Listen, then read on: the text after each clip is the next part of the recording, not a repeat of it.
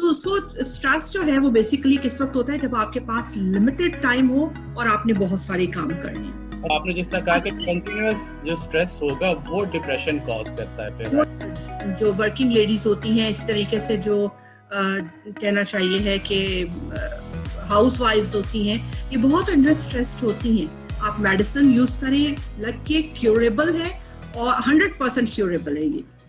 अस्सलाम वालेकुम फ्रेंड्स, आज इंतहाई फायदेमंद वीडियो के साथ आपकी खिदमत में हाजिर हूँ।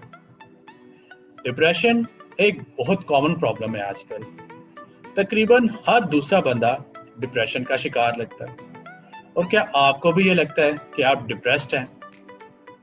एंजाइटी, स्ट्रेस, डिप्रेशन, ये चीज़ें क्या हैं, इनकी अलामात क्या हैं और किस तरह से इनका इलाज किया जा सकता है?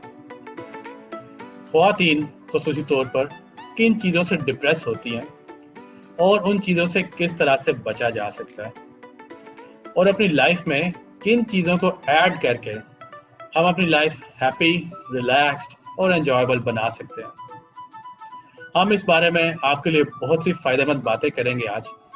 हमारे साथ मौजूद हैं vastly experienced clinical psychologist miss Saima Ashraf. I am Ijlal Hashmi. और अगर आप चाहते हैं कि आपको ज़बरदस्त आपके फ़ायदे की वीडियोस रेगुलरली मिलती रहें तो जॉली हाशमी चैनल ज़रूर सब्सक्राइब करें और घंटी वाला बटन भी ज़रूर दबाइएगा। So let's begin with the video. अस्सलाम वालेकुम मिस साइमा, कैसी हैं आप? Welcome to my programme. वालेकुम अस्सलाम, बहुत बहुत शुक्रिया इजलाल, अपने प्रोग्राम में मदऊ करने का बहुत बहुत शुक्रिया आपका। अच्छा साइमा, अक्सर आजकल देखा गया है कि हर दूसरा बंदा ये कह रहा होता है कि मुझे डिप्रेशन हुआ है, मैं डिप्रेस्ड हूँ। तो आप माशाल्लाह एक एक्सपीरियंस साइकोलॉजिस्ट हैं, तो ये डिप्रेशन है क्या चीज़, ज़रा ये बताइएगा एग्जैक्टली। जहाँ तक इजलाल बात आती है डिप्रेशन की, मुझे अपने क्लिनिकल सेटअप में तकरीबन कोई 21 साल हो चुके हैं और मैंने पेशेंट्स को ट्रीट करते हुए जो एक जर्नल ऑब्जर्वेशन मेरी रही है ये रही है कि हमारे यहाँ जनरल पब्लिक में इतना कॉन्सेप्ट अभी तक मौजूद नहीं है कि डिप्रेशन, एंजाइटी और स्ट्रेस में डिफरेंशिएट कैसे किया जाए। अब अगर हम लोग इसके बारे में बात जनरल पब्लिक से करते हैं कि बेसिकली एंजाइटी होती क्या है, आप इसको किस तरीके से इसका ऑपरेशनल मीनिंग क्या लेंगे, ये किस तरह से जिसको कहना चाहिए कि फंक्शनल कैसे होती है, तो ज्यादातर लोग कहते हैं बेचैनी है, ये बेचैनी है। मतलब बेचैनी तो एक इसकी डिक्शनरी मीनिंग आ गया, लेकिन ये किस तरीके से आपकी फीलिंग्स क्या होती हैं इसमें। तो anxiety is basically fear of loss. हमें एक खौफ होता है कि कहीं ऐसा ना हो जाए और हम एकदम से एक अपने अंदर एक ऐसी मूवमेंट महसूस करते हैं अपनी इमोशनल स्टेट में, जो कि हम लोग कई दफ़ा ऐसा महसूस करते हैं कि हम चीज़ों के ऊपर पे कॉन्सेंट्रेट नहीं कर पाते। वो फियर हमें बाज़-औक़ात ऐसा होता है कि हमारा यकीनी तौर पर हमारे फ्यूचर के बारे में होता है और हम कहते हैं कि जनाब ऐसा हो गया, कहीं ऐसा ना हो जाए, और लास्ट टाइम ऐसा हुआ था तो ऐसा हुआ था और अब ये भी ऐसा हुआ, इसका मतलब है कि आगे भी वैसा आए, और ऑटोमेटिकली वो एक मूवमेंट स्टार्ट हो जाती है। ठीक है, सो बेसिकली एंजाइटी जो है वो एक फियर ऑफ लॉस के उसमें हमें के मीनिंग में हम लोग लेते हैं। जब हम स्ट्रेस की बात करते हैं, स्ट्रेस थोड़ा सा एंजाइटी से ऊपर का लेवल है और एंजाइटी बेसिकली स्ट्रेस की एक सिम्टम होती है। स्ट्रेस में क्या चीज़ होती है कि आपके पास कुछ बहुत लिमिटेड किस्म का मटेरियल होता है और आपके पास जो है जिसको कहना चाहिए कि उससे आपने बहुत सारा काम करना होता है। लेट्स सपोज कि मैं आप लोग को कह देती हूँ अपने जैसे मैं कह देती हूँ कि आपके पास आधा घंटा है और आधे घंटे में आपके पास कोई 50 या कोई 100 के करीब बुक्स हैं और हम कहती हूँ कि आपने 30 मिनट्स में इन सब का रिव्यू लिखना है। You will come under stress. क्यों? क्योंकि आपके पास लिमिटेड रिसोर्सेज है, लिमिटेड टाइम है और उसमें आपने बहुत सारा काम करना है, तो आप एकदम से एंग्शियस हो जाएंगे कि मैंने ये काम कंप्लीट करना है और मैंने ये काम कैसे कंप्लीट करना है। अच्छा, अगर ये बात की जाए कि जिस तरह फाइनेंशियल मैटर्स भी होते हैं, आप अपने कहा कि लिमिटेड रिसोर्सेज और करने वाली चीजें बहुत ज्यादा है, तो वो भी फिर स्ट्रेस में भी शामिल होता है। ये बिल्कुल सही कह रहे हैं, वो भी शामिल होता है। आपने बहुत सारे जिसको कहना चाहिए है कि जैसे मैंने देखा है कि जो वर्किंग लेडीज होती हैं, इसी तरीके से जो कहना चाहिए है कि हाउस वाइफ्स होती हैं, ये बहुत अंडर स्ट्रेस्ड होती हैं, क्योंकि इन लोगों ने एट अ टाइम बहुत सारे टास्क करने होते हैं। जो ये मल्टीटास्किंग होती है, ये भी बासुकात बहुत ज्यादा हमारे अंदर एक स्ट्रेस कॉज करती है। तो सो स्ट्रेस जो है वो बेसिकली किस वक्त होता है, जब आपके पास लिमिटेड टाइम हो और आपने बहुत सारे काम करने हो। अच्छा, अब आपने डिप्रेशन, इसका स्ट्रेस का तो हमें माशा काफी अच्छा बताया। तो अब इनका और जी जी डिप्रेशन से जो डिफरेंस है वो बताइएगा, ताकि लोग कंफ्यूज ना हो। बिल्कुल। अब जब हम लोग बात करते हैं डिप्रेशन के बारे में, अगर आप किसी स्ट्रेसर को बहुत देर तक होल्ड करके रखते हैं तो वो आपकी स्टेट को प्रेसिपिटेट करता है डिप्रेशन की तरफ। अच्छा। मैं अक्सर लोगों से ये बात कहती हूँ, अक्सर लोग मुझसे बात करते हैं कि हम लोग फिर स्ट्रेसर को हैंडल कैसे करें। मैं हमेशा इस चीज के हमेशा खिलाफ रही हूँ कि जब आप अपने वर्क प्लेस का अपने वर्क प्लेस का जितना भी जो टारगेट होता है, जो कोई काम होता है, वो आप अपने घर लेकर आते हैं और घर में बैठ के करते हैं। और घर का काम जो होता है वो बाज़ औक़ात आप कॉलेज ले जाते हैं कि जनाब चलो घर का ये काम हम वहाँ बैठ के कर लेते हैं। मेरा ख्याल ये है कि वर्क प्लेस को और अपने घर को दोनों को बिल्कुल अलग अलग सेटअप में रखना चाहिए।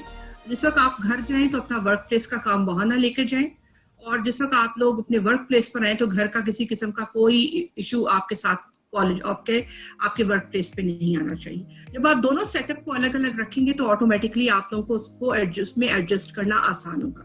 ठीक है, यानी कॉलेज का या वर्क प्लेस का या जहां कहीं पे भी आप लोग काम कर रहे हैं, वहां का काम आप वहां छोड़ कर आ गए हैं। क्या हुआ है कि वो आप लोगों के नर्व्स पे से हो उतर चुका है।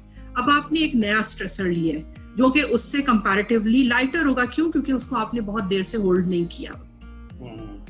स्ट्रेसर बिल्कुल इसी तरीके से है कि मैंने एक चीज ये उठाई हुई है, अभी तो ये मुझे ज्यादा वेट की नहीं लगेगी, लेकिन अगर मैं इसी स्टेट में लेके इसको कई घंटे तक बैठी रहूंगी तो मेरा ये हाथ शल होने लग जाएगा। तो स्ट्रेसर बिल्कुल इसी किस्म की चीज होती है कि आप एक चीज को बहुत देर तक अगर होल्ड करके रखते हैं तो आपके नर्व्स इस काबिल नहीं रहते हैं कि वो उसको रिस्पॉन्ड कर सके।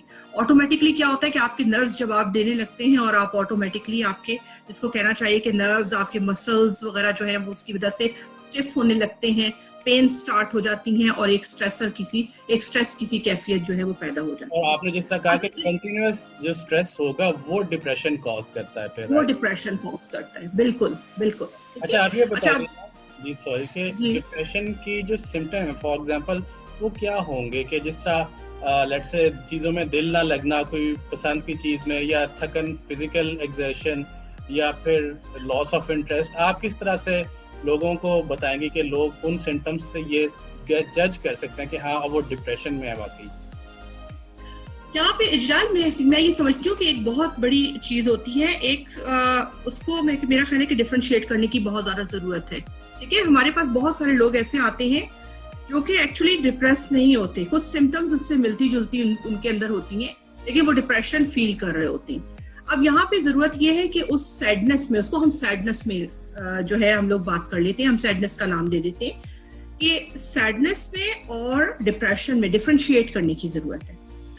अब सिम्टम्स तो सेम हो सकती हैं, लेकिन ये कि जिस वक्त हम किसी भी डिसऑर्डर का हम लोग डायग्नोसिस दे रहे होते हैं तो उसके लिए उसका एक स्पेसिफिक किस्म का हमें डीएसएम जो है वो एक डीएसएम डायग्नोस्टिक स्टैटिस्टिकल मैनुअल है, जो कि हमारी एक कंप्लीट किस्म की डिस्क्रिप्शन हमें डिफरेंट किस्म की मेंटल डिसऑर्डर्स के बारे में देता है कि उनका क्या डायग्नोस्टिक क्राइटेरिया होना चाहिए, उनकी कितनी ड्यूरेशन होनी चाहिए, उसके बाद उसकी बेसिस पर हम उस डिसऑर्डर को हम डायग्नोस कर सकते हैं। लेट्स सपोज कि अगर कोई सिम्टम्स वगैरह जो मैं अभी आपको बता रही हूँ, जैसे उसमें सैड मूड हो सकता है, आप लोगों की सोशल एक्टिविटीज में से आप लोगों का इंटरेस्ट मुकम्मल तौर पे खत्म हो जाना, बाज़ जगहों के ऊपर आई कांटेक्ट आप लोगों का पेशेंट जो है वो मेंटेन नहीं रख पाता है, स्टिल नहीं बैठ सकता, कॉन्टिन्यूसली मूव करता रहता है, टांगे हिल रही है, ये एक एंजाइटी की सी स्टेट होती है।